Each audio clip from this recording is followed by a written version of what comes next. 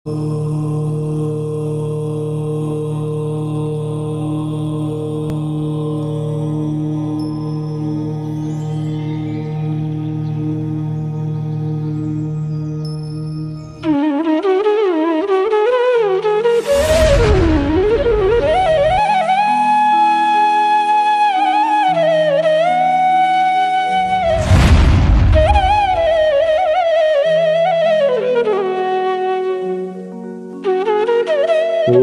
नमः सिद्धेभ्यः।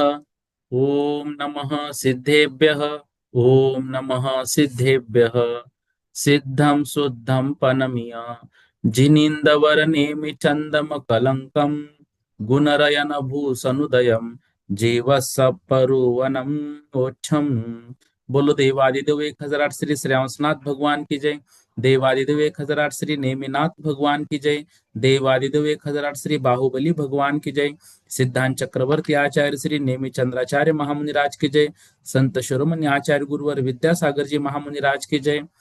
विद्याकुल शिरोमणि आचार्य श्री समय सागर जी महामुनि राज की जय। श्रमण शिरोमणि निर्यापक महाश्रमण मुनि पुंगव श्री सुधा सागर जी महामुनि राज की जय। समस्त मुनि संघ की जय।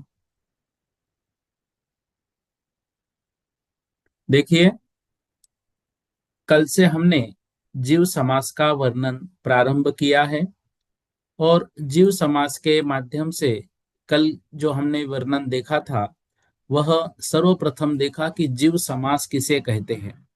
देखिए, सभी लोग ध्यान दीजिएगा। जिनके द्वारा अनेक जीव तथा उनकी अनेक प्रकार की जाति जानी जाए, उन धर्मों को अनेक पदार्थों का संग्रह करने वाले होने से जीव समास कहते हैं। क्या कह रहे हैं? जिनके द्वारा अनेक जीव और उनकी अनेक प्रकार की जाति ये जानी जाती है, उनके अनेक धर्मों को, अनेक पदार्थों का संग्रह करना जिसमें हम सीखते हैं, उसी को जीव समास कहते हैं। जिनके द्वारा अनेक जीव, जीव की अनेक जातियां, इन सभी का संग्रह करना और उन जीवों के धर्म विशेष क्या है। अब अनेक जीव कौन से होंगे? एकेंद्रिय से पंचेंद्रिय तक। अनेक जातियां कौन सी होंगी? एकेंद्रिय से पंचेंद्रिय तक। उनके अनेक धर्म कौन से होंगे? एकेंद्रिय से पंचेंद्रिय तक। एक ही बात है, उसी को हम जीव समास कहते हैं। आगम में उसकी व्याख्या मिलती है, जीवाः समस्यन्ते संक्षिपन्ते संग्रहचन्ते यह धर्मस्ते जीव समासाः। अर्थात जिनके होने पर भी एक इंद्रियत्व, बादरत्व आदि धर्मों के द्वारा संग्रह रूप में अनेक जीवों को और उनकी विविध जातियों का निश्चय हो सके। मतलब ऐसे बहुत सारे जीव होते हैं जिनको हम जानते ही नहीं है, तो उनको कहते हैं अज्ञेया, जिनको हम जान नहीं सकते हैं। लेकिन ऐसे अज्ञेया जीव भी हम एकेंद्रियत्व, बादरत्व आदि धर्मों के द्वारा संग्रह रूप में अनेक जीवों को और उनकी विविध जातियों का निश्चय करेंगे। देखिए, निगोदिया जीव देखे कहाँ है हमने, लेकिन आज हम उनका अस्तित्व स्वीकार कर रहे हैं। क्यों? क्योंकि हमने जीव समास में उनको देखा है कि वो यहाँ पर है। इस तरह से अज्ञेया जीव भी यहाँ पर जाने जाते हैं। तो सीधी सीधी सी व्याख्या हमको ये याद करनी है, जिनके द्वारा अनेक जीव, उनके अनेक प्रकार की जाति, अनेक प्रकार के धर्म आदि का संग्रह करके जाना जाए, उसी को जीव समास कहते हैं। अब देखो, उत्पत्ति की अपेक्षा से जीव समास का क्या लक्षण है। तो दो बातें कल हमने पढ़ी थी, ऊर्ध्वता सामान्य, तिर्यक सामान्य रूप। तो देखो, त्रस स्थावर, बादर सूक्ष्म, पर्याप्त अपर्याप्त, प्रत्येक साधारण, इन चार युगलों में से अविरुद्ध त्रसादि कर्मों से युक्त जाति नाम कर्म का उदय होने पर जीवों में होने वाले ऊर्ध्वता सामान्य रूप या तिर्यक सामान्य रूप धर्मों का जीव समास कहा जाता है। अब ये ऊर्ध्वता सामान्य क्या है, ये तिर्यक सामान्य क्या है? देखो, एक पदार्थ की काल क्रम से होने वाली अनेक पर्यायों में रहने वाले समान धर्म को ऊर्ध्वता सामान्य कहते हैं। ठीक है, इसी का नाम जो है तद्भव सामान्य भी है, आगम में कहीं कहीं मिलेगा। जो धर्म एक जीव की विभिन्न पर्यायों में पाया जाता है, आज मनुष्य गति में है, कभी वह देव गति में था, कभी तिर्यंच गति में था, कभी हो सकता है नरक गति में भी हो, कभी एक इंद्रिय में था, कभी द्विइंद्रिय में था। जीव कहाँ है? जीव तो एक ही है, लेकिन वही जीव अलग अलग पर्यायों में घूम कर आया। तो एक जीव पदार्थ की काल क्रम से होने वाली अनेक पर्यायों में जो वह जीव है उसका समान धर्म क्या है कि वो एक ही है।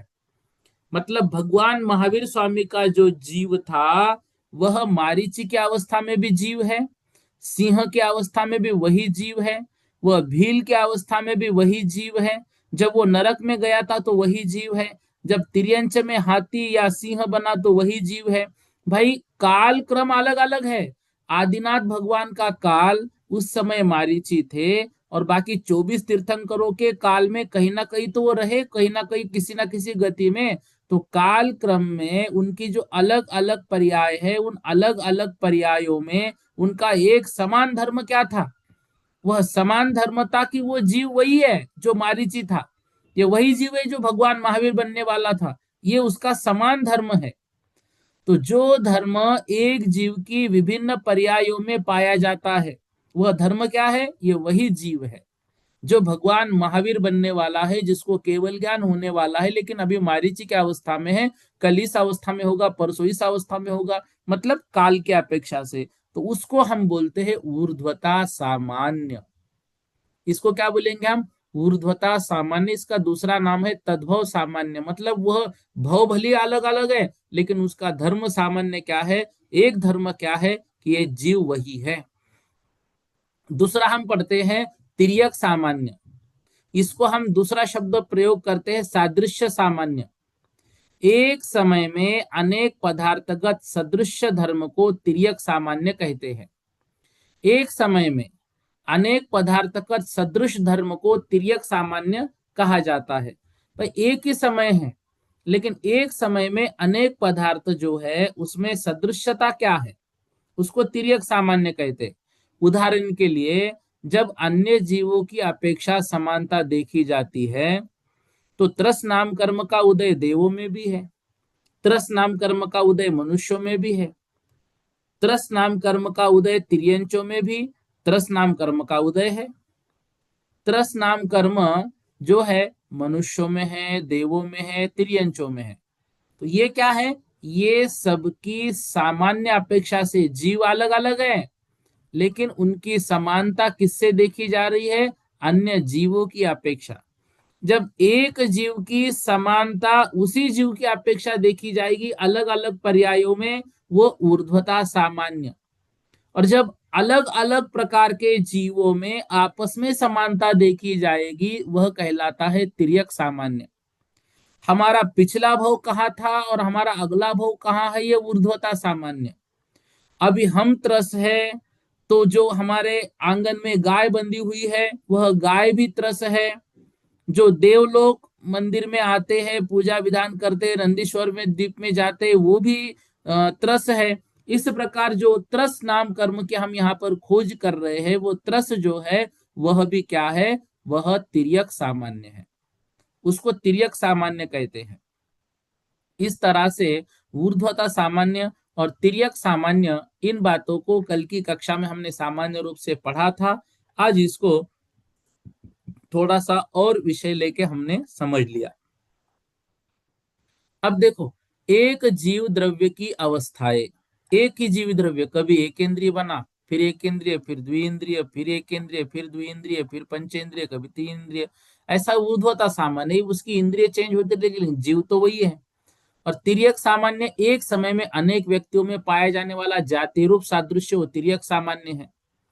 जैसे पृथ्वी का एक, वायु का एक आदि जीवों में एक इंद्रियपना समान है।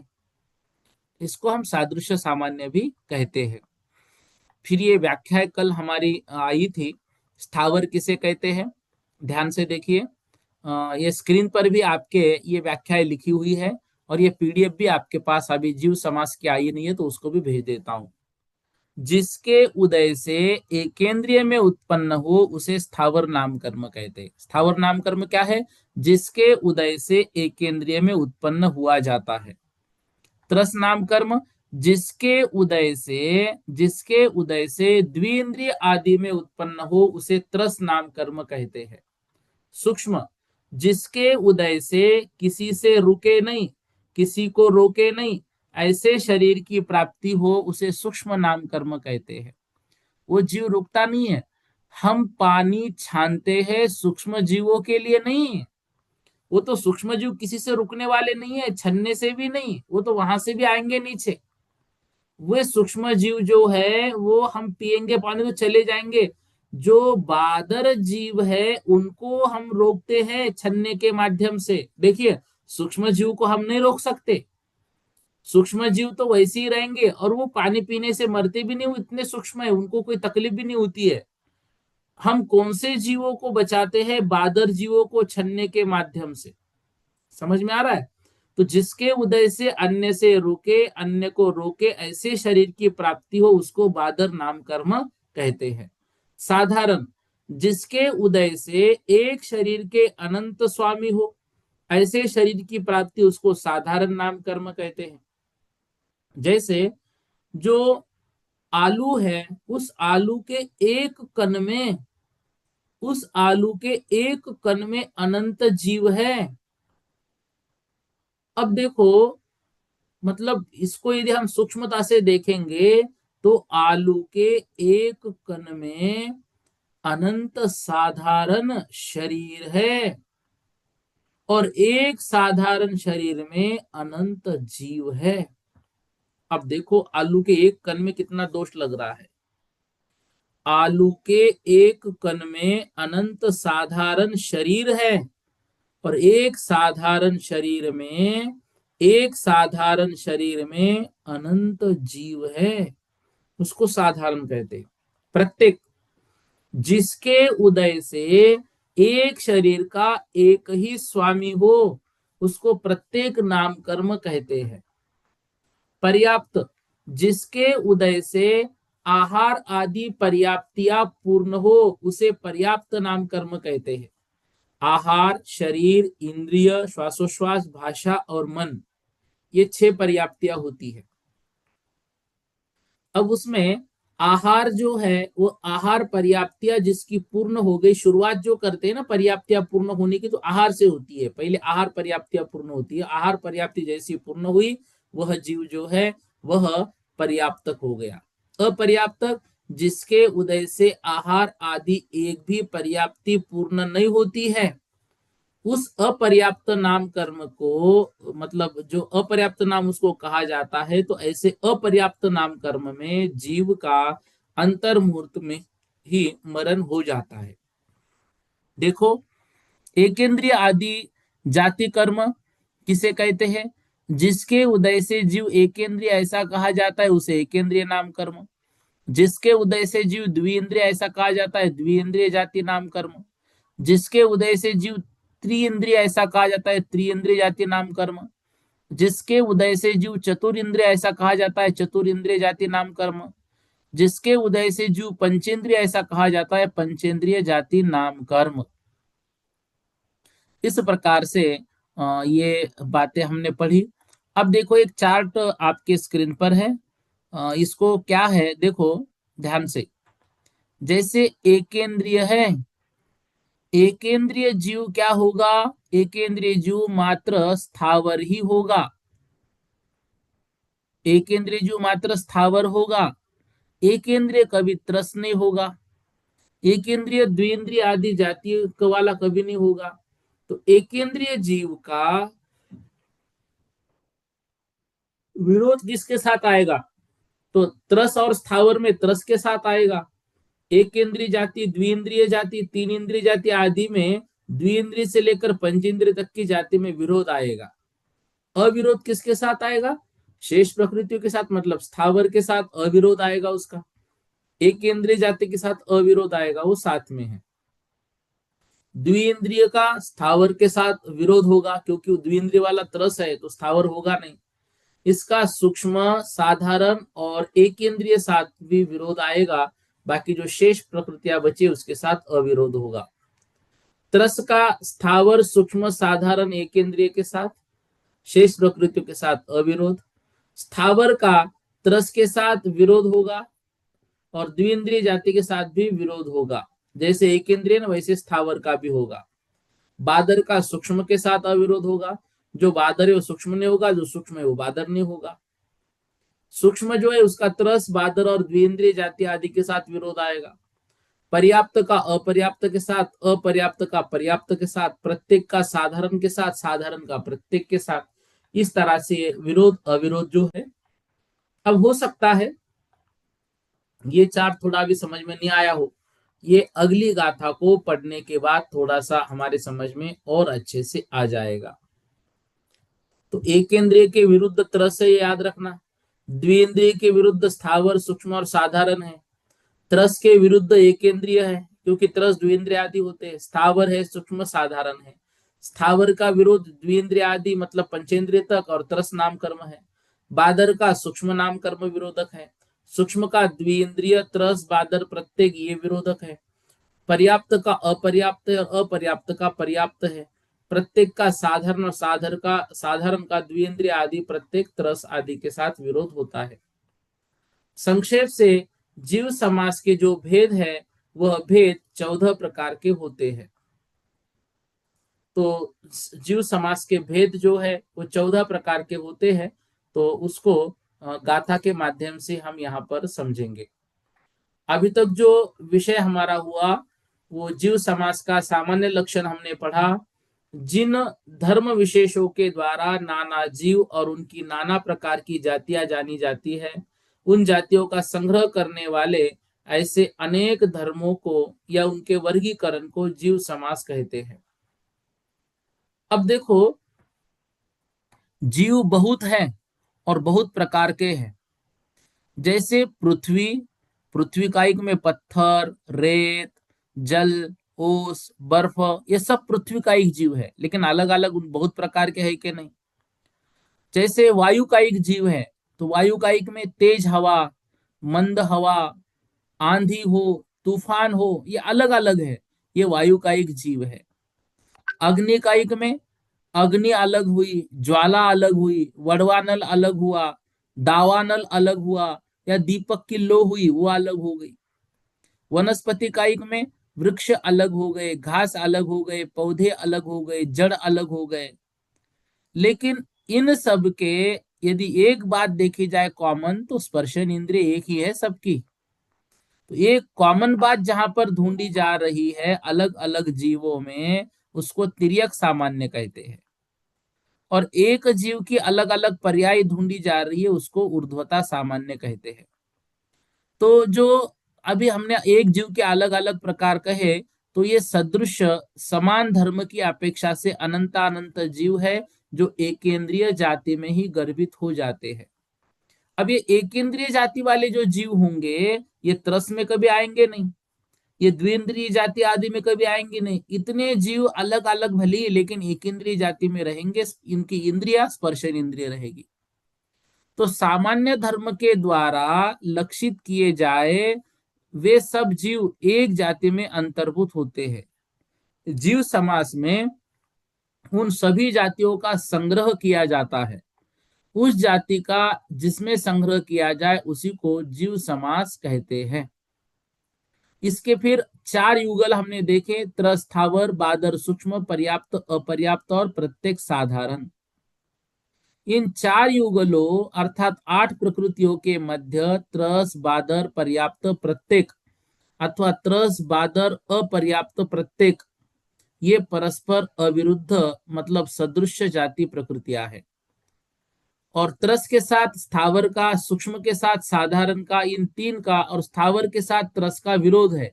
शेष 6 प्रकृतियां जो है वो अविरुद्ध है, किंतु सूक्ष्म व बादर परस्पर में विरुद्ध है, इसी प्रकार शेष युगलों की प्रकृतियां भी यहाँ पर हमें समझनी है। ठीक है। अब यही बात जो है इस गाथा के माध्यम से हमको समझाई जा रही है। गाथा नंबर 72 देखिए स्क्रीन पर, सभी लोग ध्यान दीजिए, उच्चारण करना है, ग्रंथ हमारे सामने हो बहुत अच्छा। बादर सुह में इंदिया, बादर सुह में इंदिया, बादर सुह में बादर सुह में इंदिया, बीती चौरिंदिय असन्नि सन्निय,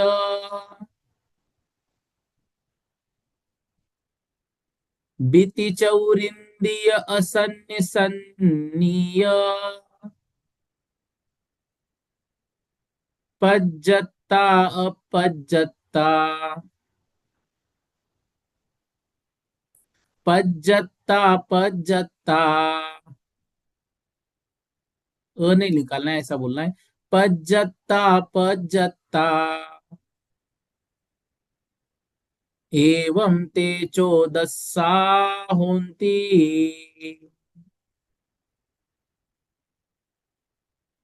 एवं ते चोदस्सा होन्ति,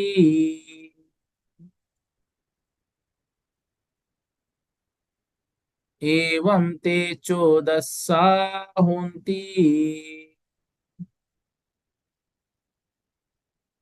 अब जो जीव समास है, वो जीव समास 14 प्रकार का किस तरह से होता है हमको यहाँ पर समझाया जा रहा है। बादर सुहुम, ए इंद्रिय, वी मतलब दो इंद्रिय, ती मतलब तीन इंद्रिय, चौर इंद्रिय मतलब चार इंद्रिय, असन्नी असंगी, सन्नीय मतलब संगी। बादर सुहुम, बादर सुहुम, बादर मतलब बादर जीव और सूक्ष्म जीव, मतलब एक इंद्रिय जीव के दो भेद किए, एक इंद्रिय जीव के दो भेद किए, बादर और सूक्ष्म। फिर अगले जो भेद है ए इंद्रिय हो गया ना, तो ए इंद्रिय के बादर और सुहुम, ए इंद्रिय मतलब एक इंद्रिय जीव के दो भेद, बादर और सूक्ष्म। फिर आगे बता रहे हैं वी ती चौर इंद्रिय, वी मतलब दो इंद्रिय, ती मतलब तीन इंद्रिय, चौर इंद्रिय मतलब चतुर इंद्रिय। ये किसके भेद हुए? ये विकल इंद्रिय के तीन भेद हुए। इसके बाद बता रहे हैं संगी पंचेंद्रिय के भेद। तो पंच संगी नहीं, पंचेंद्रिय के भेद। पंचेंद्रिय के भेद क्या हुए? असन्नी सन्नी मतलब असंगी पंचेंद्रिय और संगी पंचेंद्रिय। फिर बता रहे हैं पज्जत्ता अपज्जत्ता, और इन सब के पर्याप्तक और अपर्याप्तक। एवं ते चौदस्सा होती, इस प्रकार वे 14 भेद होते हैं। अब देखो ध्यान से, यहां पर सर्वप्रथम हमको 7 भेद निकालते आने चाहिए। संसारी जीव के सर्वप्रथम 7 भेद। 7 भेद कौन से हुए? तो पहले तो हम 3 भेद करेंगे, एकेंद्रिय, विकलेंद्रिय और सकलेंद्रिय। एक इंद्रिय जिनकी एक ही इंद्रिय हो, विकल इंद्रिय दो इंद्रिय, तीन इंद्रिय और चार इंद्रिय जीव। सकल इंद्रिय में मतलब पंचेंद्रिय जो जीव है वो संगी पंचेंद्रिय होगा और असंगी पंचेंद्रिय होगा। ठीक है। अब ये 3 भेद किए, तो एक इंद्रिय के 2 भेद होंगे, सूक्ष्म एक इंद्रिय, बादर एक इंद्रिय। विकल इंद्रिय के 3 भेद होंगे, दो इंद्रिय, तीन इंद्रिय, चार इंद्रिय। तो एक इंद्रिय के 2 और विकल इंद्रिय के 3, कितने हो गए? 5। फिर सकल इंद्रिय के जो है, सकल इंद्रिय के 2 भेद किए, मतलब संगी पंचेंद्रिय और असंगी पंचेंद्रिय। इस तरह से ये जो जीव है ये 7 प्रकार के इसमें बताए। अब एकेंद्रिय सूक्ष्म, एकेंद्रिय बादर, दो इंद्रिय, तीन इंद्रिय, चार इंद्रिय, संगी पंचेंद्रिय, असंगी पंचेंद्रिय, ऐसे ये 7 भेद हुए। अब इनको 2 से गुना करना है। दो कौन? पर्याप्तक एक, अपर्याप्तक एक।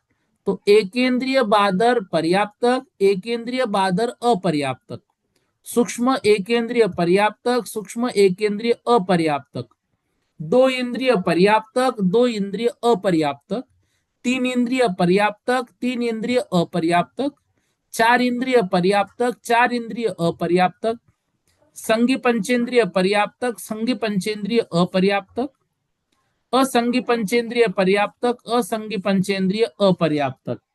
इस तरह से ये सब 7 भेदों में 2 भेद हमने लगा दिए प्रत्येक के पर्याप्तक और अपर्याप्तक।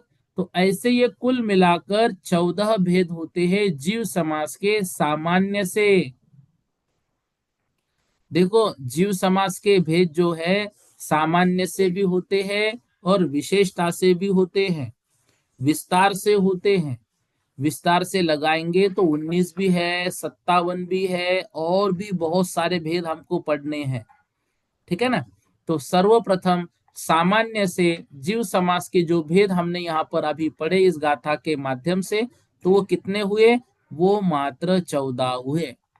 एकेंद्रिय के बादर सूक्ष्म भेद, विकल इंद्रिय के 2 इंद्रिय, 3 इंद्रिय, 4 इंद्रिय, पंचेंद्रिय के संगी असंगी, ऐसे 7 भेद हुए।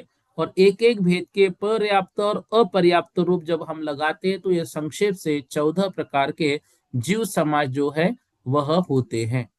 यहाँ पर जीव समास के 14 भेद हमको बताए गए। ठीक है। बादर सूक्ष्म, पर्याप्त अपर्याप्त तथा जाति नाम कर्म जो है इसके आधार पर ये भेद होते हैं।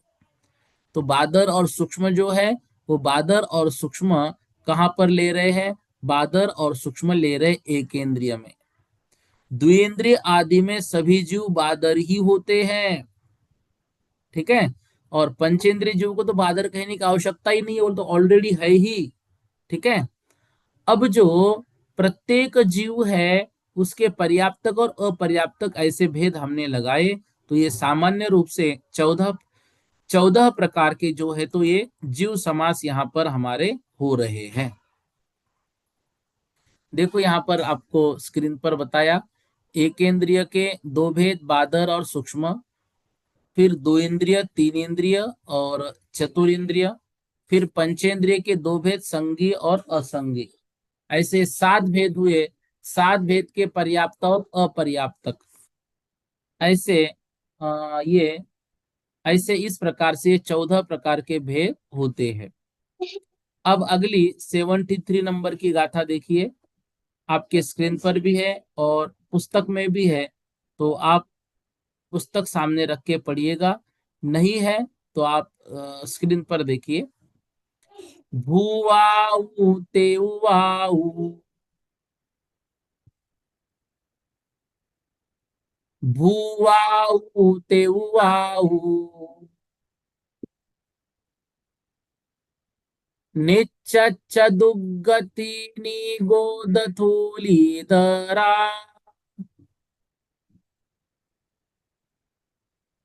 निच्चच्चदुग्गदीनि गोदधूलिधरा, पत्तेय पदिठिधरा, पत्तेय पदिठिधरा, तसपन पुन्ना अपुन्न दुगा, तसपन पुन्ना अपुन्न दुगा। एक साथ बोलेंगे, भूआऊ तेउआऊ, निच्चत निच्चद्दुगदि निगोदथूलिदरा, पत्तेय पदिठिदरा, तसपन पुन्ना अपुन्न दुगा।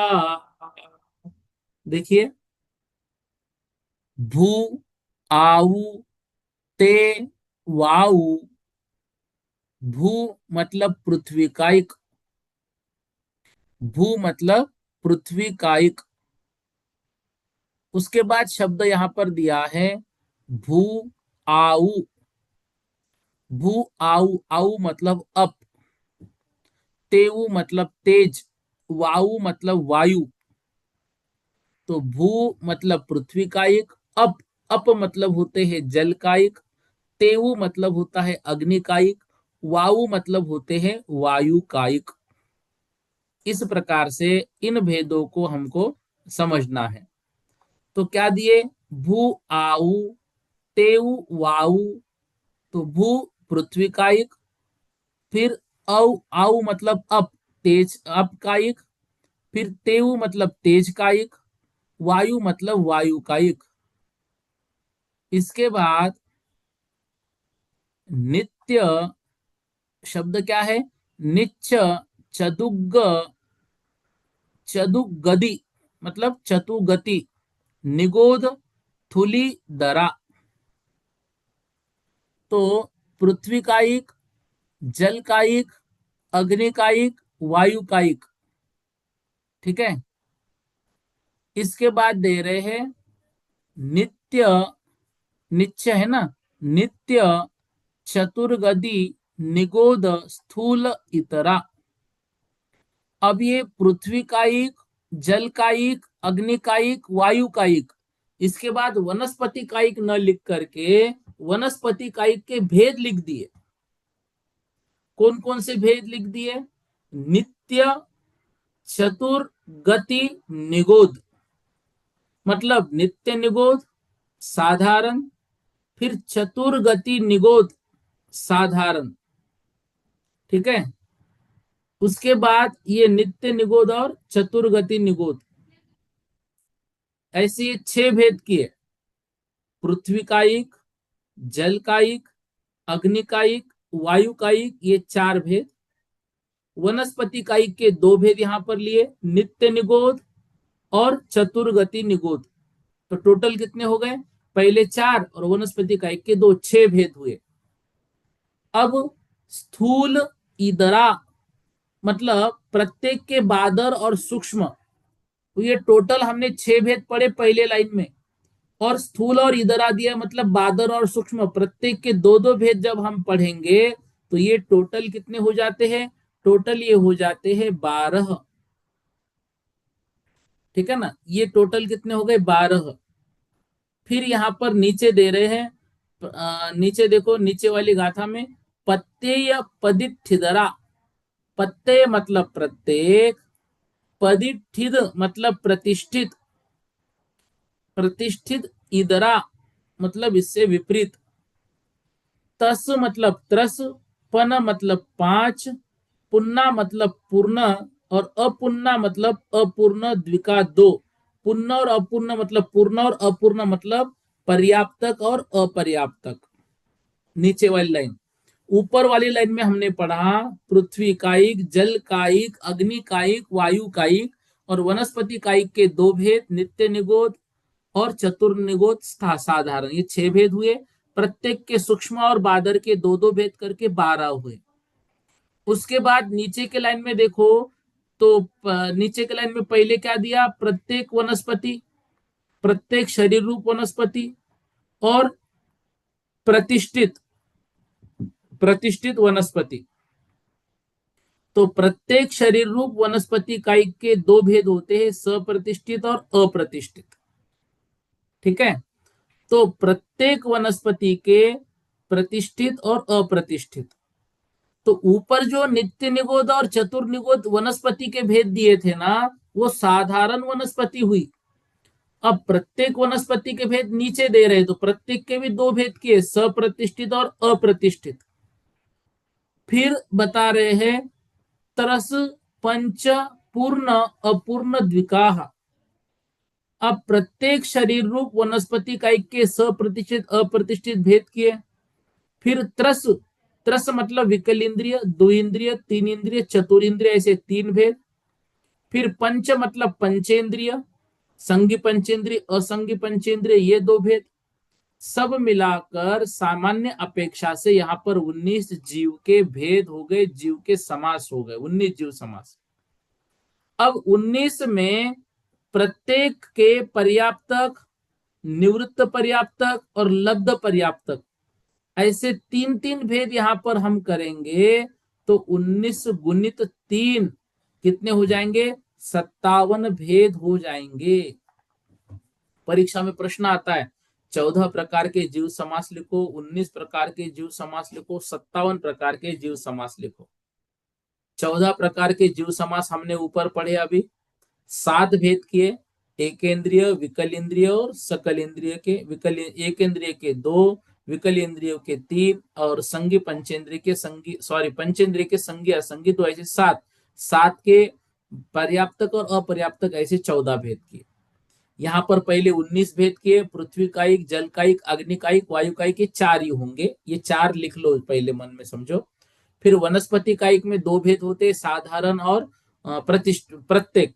तो फिर साधारण के 2 भेद किए, नित्य निगोद साधारण और चतुर्गति निगोद साधारण। तो पहले 4 के साथ इसको हमने जोड़ दिया, 6 हो गए। फिर एक एक भेद बादल और सूक्ष्म के 2-2 भेद हुए, तो 6 दूनी 12 ये भेद हो गए पहले पंक्ति में। दूसरी पंक्ति में दिए प्रत्येक वनस्पति के भी 2 भेद किए, सप्रतिष्ठित अप्रतिष्ठित, ऐसे 2 भेद हो गए, तो ये 12 और ये 2 14 हो गए।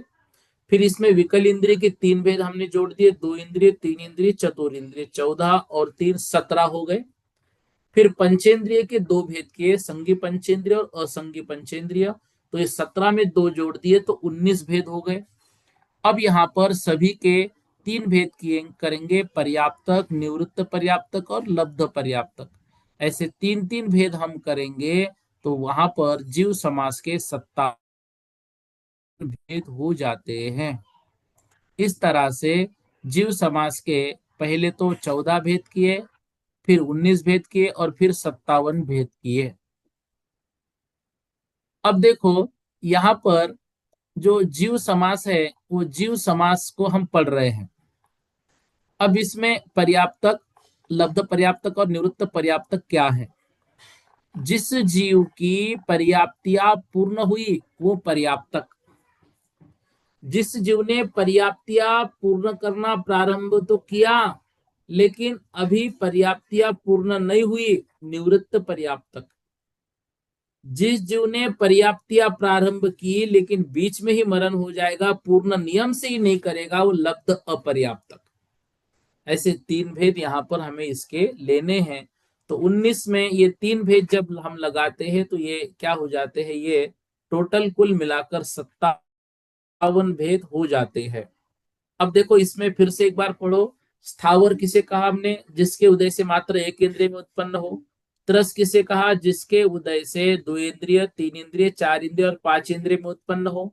सूक्ष्म, जिसके उदय से किसी से जीव रुके नहीं, किसी को रोके नहीं। बादर, जिसके उदय से अन्य से रुके और अन्य को रोके। साधारण, जिसके उदय से एक शरीर के अनंत स्वामी। प्रत्येक, जिसके उदय से एक शरीर का एक ही स्वामी। पर्याप्त, जिसके उदय से आहारादिक पर्याप्तियां पूर्ण हो गई है। इस पर्याप्त के भेद होते हैं, पर्याप्त के 2 भेद, मतलब यहाँ पर जो लब्ध पर्याप्तक और निवृत्त पर्याप्तक। तो अपर्याप्त जो हुआ, जिसके उदय से आहार आदि पर्याप्तियां पूर्ण ना हो, ऐसे जीव अंतर मुहूर्त में ही मरण को प्राप्त होते हैं।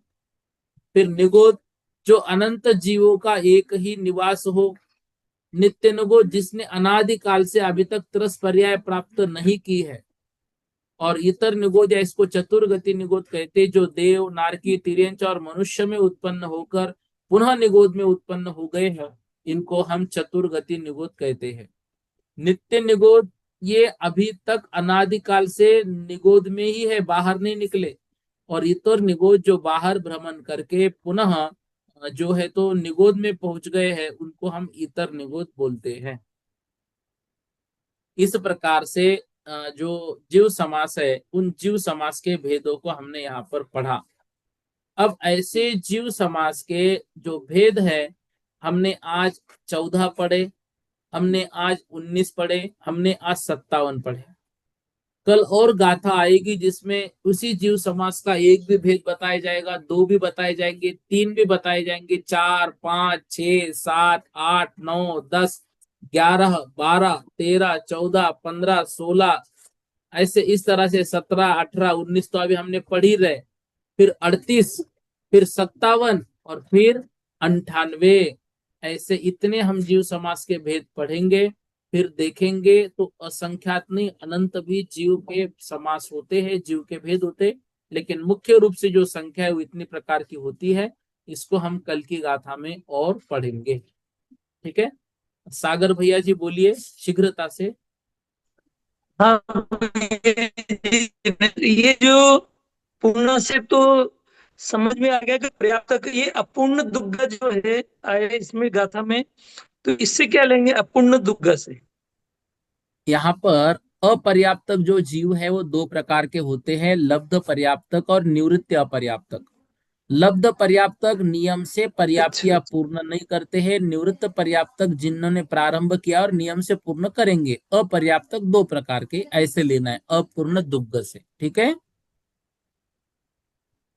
ठीक है जी भैया। भैया। रेणुका दीदी जी बोलिए। जय जिनेन्द्र भैया जी। भैया जी जय जिनेन्द्र। उभयचर किसको कहते हैं? देखो, एक विज्ञान की भाषा में उभयचर जो है, जो पानी में भी रहते हैं और जो जल पर भी चलते हैं, उसको हम्म। उभयचर प्राणी कहा जाता है। ये जलचर, बहुभूमि थलचर, होते, नभचर ऐसे होते हैं और कुछ उभयचर होते हैं। ये बहुभूमि होते हैं क्या? ये भोग भूमि में होते हैं क्या? भोग भूमि में उभयचर कहाँ से आएंगे? भोग भूमि में मनुष्य और और जो जलचर भी नहीं तिर्यंच। होते? जलचर भी नहीं होते? नहीं नहीं नहीं नहीं होते वहां पर। लेकिन टिक मार्क तो एक क्वेश्चन एक पे करना है, तो फिर उसमें तो दो आंसर आ रखे हैं। चलो मैं आपको बाद में पूछती हूँ, ठीक है, ओके। हाँ हाँ। ममता दीदी जी जैन केकड़ी बोलिए। जय जिनेन्द्र भैया। जय भैया जिनेन्द्र।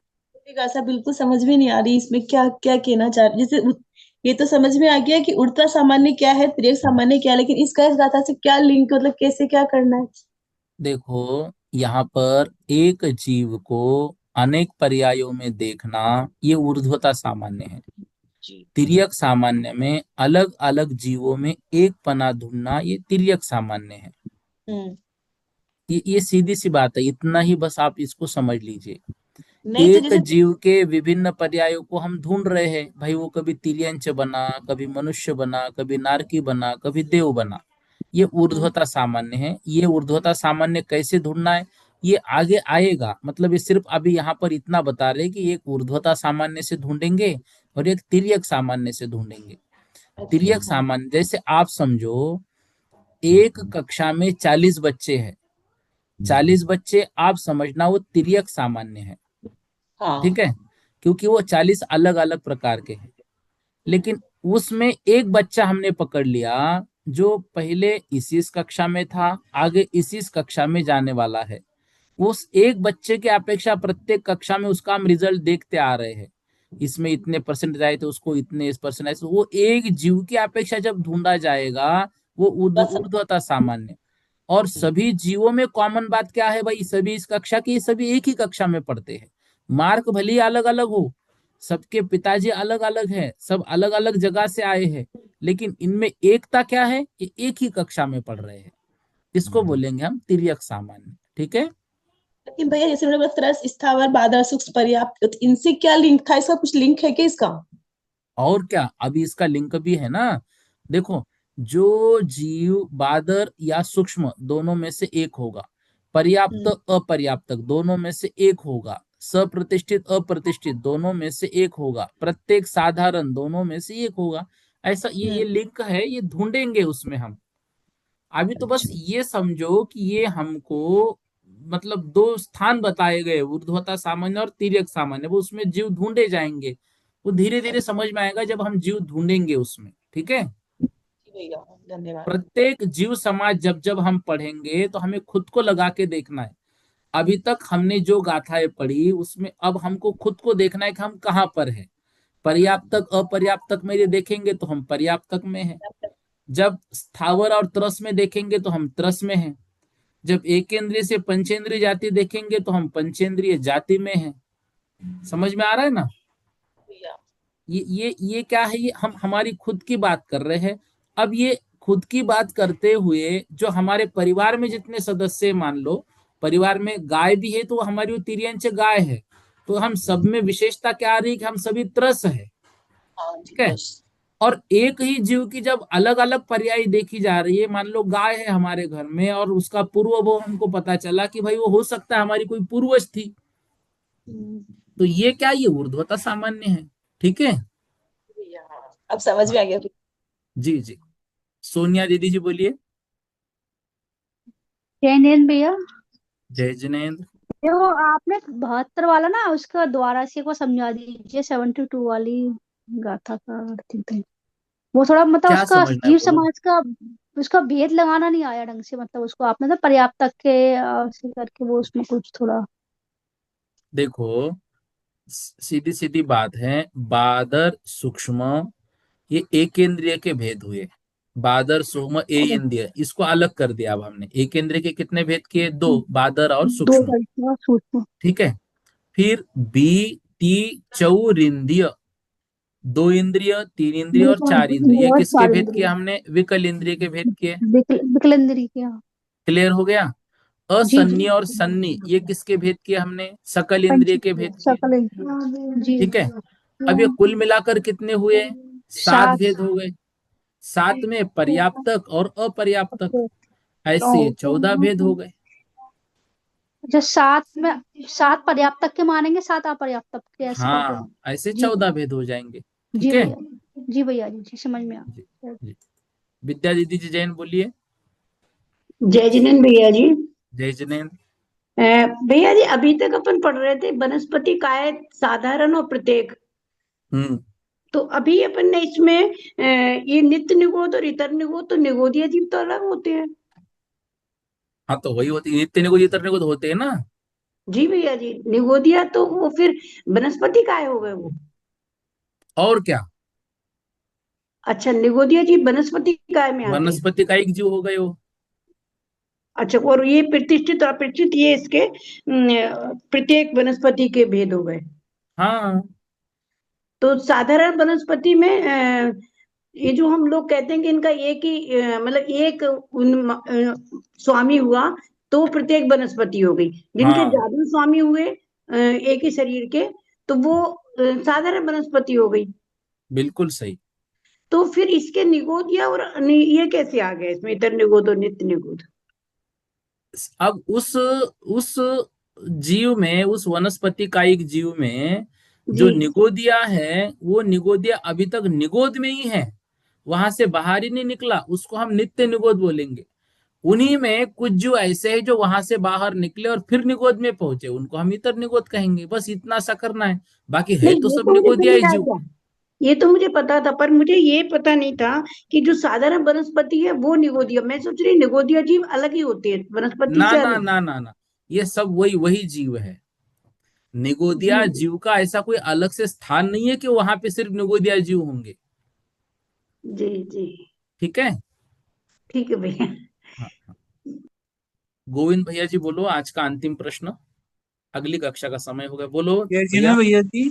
जय जिनेन्द्र। एक तो ये तीन भेद जो बताए आपने, 19 को 3 से गुणा करना है, वो हम्म। 3 भेद। और दूसरा ये जो स्वयंभू रमण में जो मत्स्य रहते हैं, वो हम्म। किस में आएंगे इनमें से। अभी देखो, स्वयंभू रमन में जो मत्स्य है वो पंचेंद्रिय हो गया ना, जी पंचेंद्रिय तरस में आएगा वो। जी। ठीक है, और क्या समझ में नहीं आया। ये आपने 3 बताए ना, इसके 19 के 3 57 भेद। तो 19 को 3 प्रकार में बांटना है, हाँ, वो किस। पर्याप्तक, लब्ध पर्याप्तक और निवृत्त पर्याप्तक। एक ठीक ऐसा है भैया। होगा जिसकी पर्याप्तियां पूर्ण हो गई, जी एक जी ऐसा जी होगा जिसने पर्याप्तियां पूर्ण करना प्रारंभ की लेकिन अभी तक पूर्ण नहीं हुई, लेकिन होंगी नियम से। जी और जी जी कुछ ऐसे होंगे जो पर्याप्तियां पूर्ण करने के पहले ही मरण को प्राप्त होंगे। जी भैया जी। आज्ञा जी। सुनिए। ओके, इतना आज पढ़ लेते हैं। बोधि समाधि परिणाम विशुद्धि स्वात्मोपलब्धि शोषोक्य सिद्धि चिंतामणिम चिंतित वस्तु दानिम त्वामंद्य मानस्य ममास्तु देवी।